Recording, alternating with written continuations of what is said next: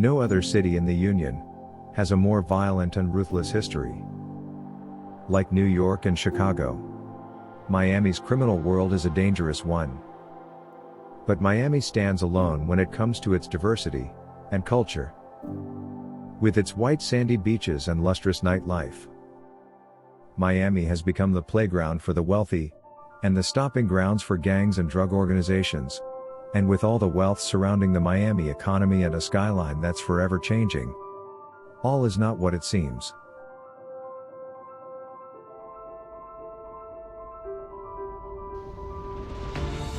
In 2009, I had to leave Miami in a hurry. I was wanted by 2 police departments and a bond agency desperately trying to revoke my bond. It was time to leave everything I knew and everyone I know. It's been 13 years since that day, and so much has happened.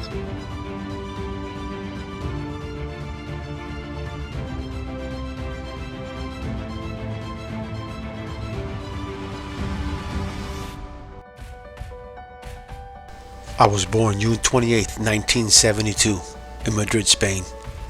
In January 1974, we came to the United States. My passport was stamped nationality to be determined, and I was considered stateless. In 1976, we moved to Miami, Florida. In 1980, the Mariel boat lift, a mass emigration of Cubans who traveled from Cuba's Mariel Harbor to the United States between 15 April and October 31, 1980, was triggered by a sharp downturn in the Cuban economy. It followed on the heels of generations of Cubans who had immigrated to the United States in the preceding decades. After 10,000 Cubans tried to gain asylum by taking refuge on the grounds of the Peruvian embassy, the Cuban government announced that anyone who wanted to leave could do so. The ensuing mass migration was organized by Cuban Americans, with the agreement of Cuban President Fidel Castro. The arrival of the refugees in the United States created political problems for U.S. President Jimmy Carter. The Carter administration struggled to develop a consistent response to the immigrants. The Mariel boat lift was ended by mutual agreement between the two governments in late October 1980. By then, as many as 125,000 Cubans had reached Florida.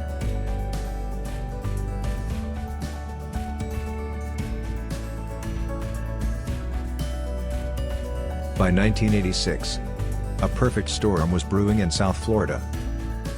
With the rise of local gangs and the influx of cocaine, the crime and murder rate were some of the highest in the country.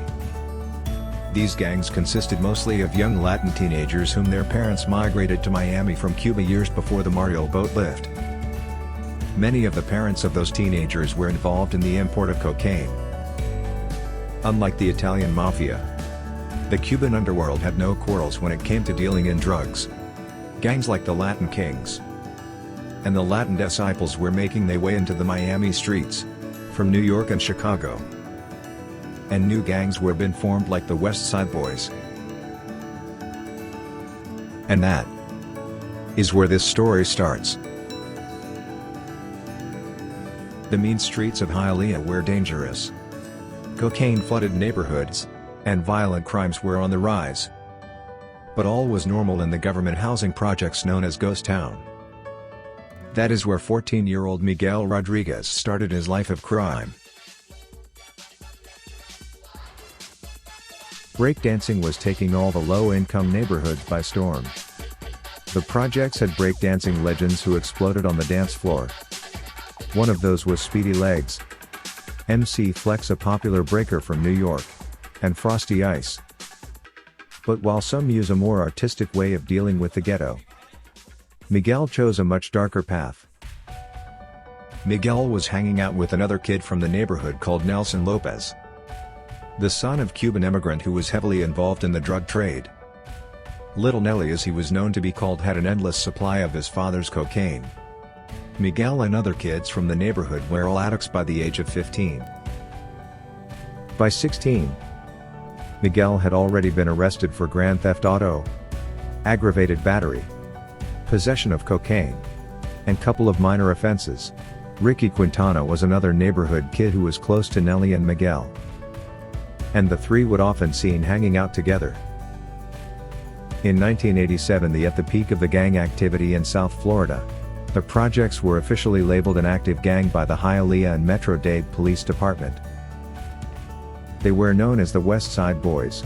The primary and the nucleus of the gang were Mike Freeman, Fat Dave, Fat Rick, Miguel, Pablo P., Puerto Rican Tony, Tony T., Miguel's older brother, Crazy Cuban Tata, Alex Herb, Little Nelson, and a few others.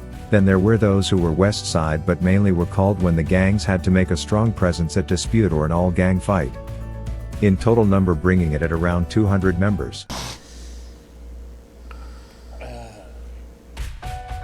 In 1989, Michael Freeman, Miguel, Little Nelly, and Fat Rick jumped and severely beat a man who was looking to buy crack in the projects.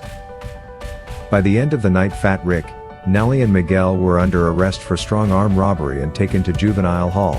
The case was direct filed, and the three were charged as adults. While Little Nelly bonded out, Miguel and Fat Rick sat on the 10th floor, also known as the Gladiator floor of the Miami-Dade County Jail. After 6 months of delays, the case was finally dismissed, and the two were back on the streets.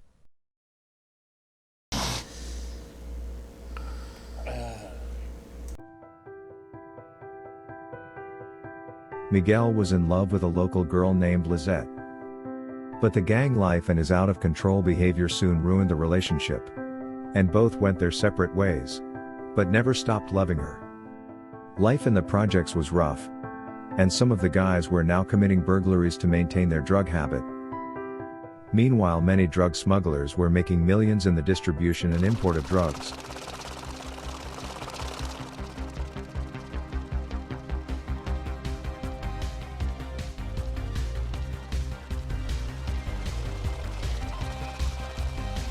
Willie Falcon and Sal Magluta were offshore powerboat racers smuggling tons of cocaine.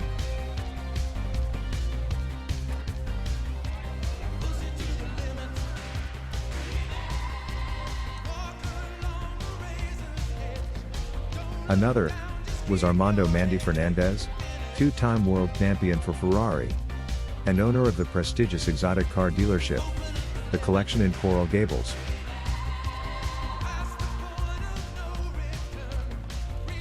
Nelly's father's method of smuggling cocaine was bringing it across the border on a small single-engine plane. The cash surplus on the streets were staggering, making every burglary the potential for a big score. Back in the projects, a new danger was on the horizon.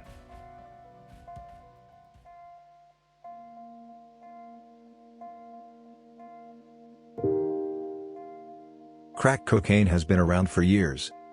It was cheaper and more intense, and much more deadly. Miguel was struggling emotionally, and life on the streets was affecting everyone mentally. To make matters worse, the Hialeah Police Department were ramping up their efforts to put the West Side Boys behind bars for a very long time.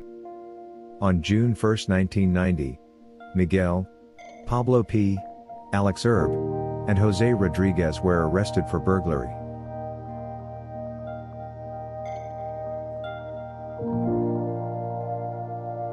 Miguel was sentenced to 1 year and 1 day, to be served in a Florida prison. Miguel would later recall that going to prison more than likely saved his life. After completing his sentence, he was picked up by immigration and flown to El Paso, Texas, to go in front of an immigration judge. He was excluded from the United States, but due to international laws he could not be deported, and was placed on an order of supervision and released. Miguel wasn't gonna stick around the projects long. He had realized that in order to make something out of nothing, he had to know the right people. Miguel met a woman 10 years his senior. She was married to drug smuggler who was in federal custody facing charges.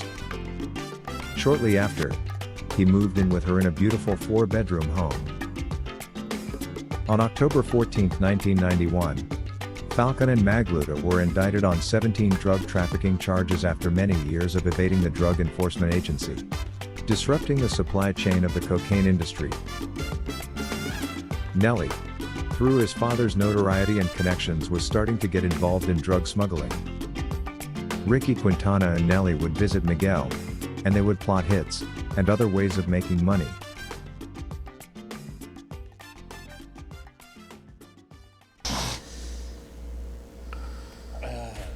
The woman who Miguel was living with knew many of the big players of the drug trade.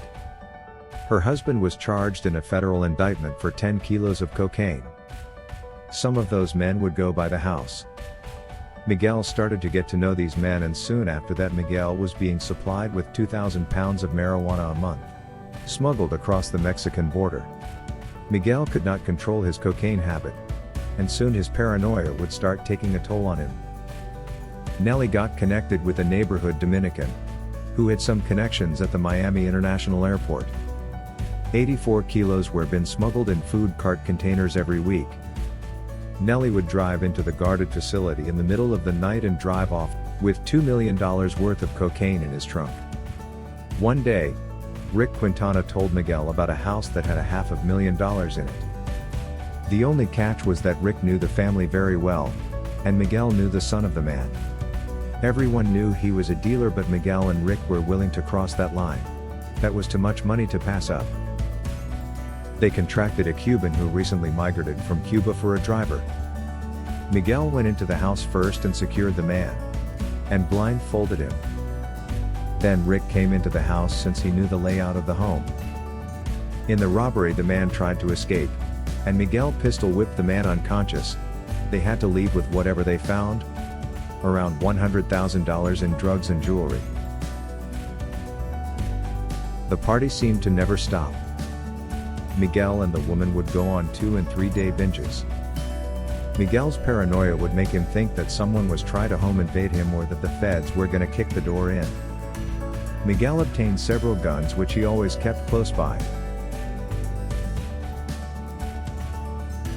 Miguel and Rick would go on to do several home renovations, until one day the son of the man who they sent to the hospital caught Miguel at the business of another man with ties to the criminal Cuban underworld. At gunpoint, Miguel urged the man to do what he had to do. But miraculously, for whatever reason, probably because of the amount of witnesses, the man did shoot Miguel, but both went outside to talk. When Miguel walked back into the business, the men were surprised on how he handled the situation. Nelly was making big bucks through his airport connections and selling the kilos to a black neighborhood called Seminola. Miguel laid low for a while, but continued his marijuana dealings. Miguel was selling 50 pounds a day to an individual who was associated with the Willie Falcon organization. In November of 1993, Armando "Mandy" Fernandez, the 2-time world champion in offshore powerboat racing for Ferrari, was indicted for smuggling more than 6,000 pounds of cocaine, again disrupting the supply chain. One day Little Nelson asked Miguel to drop off 20 pounds of marijuana to his Seminola connections. At first Miguel was reluctant because he did not trust the guys in the Seminola neighborhood, but then agreed as a favor. When Miguel arrived at the address, everything looked fine, but when he walked into the house and saw the house empty, he got a bad feeling. 2 men with their face covered holding semi-automatic weapons burst through the front door. Miguel was blindfolded and hands tied behind his back. He thought he was going to lose his life, but probably by some miraculous intervention he later recalled his life was spared. Miguel confronted Nelson knowing he would deny any involvement, but Miguel knew Nelson had set him up. Miguel didn't want to kill Nelson right away because he knew he would probably be charged with murder, so he laid low and waited.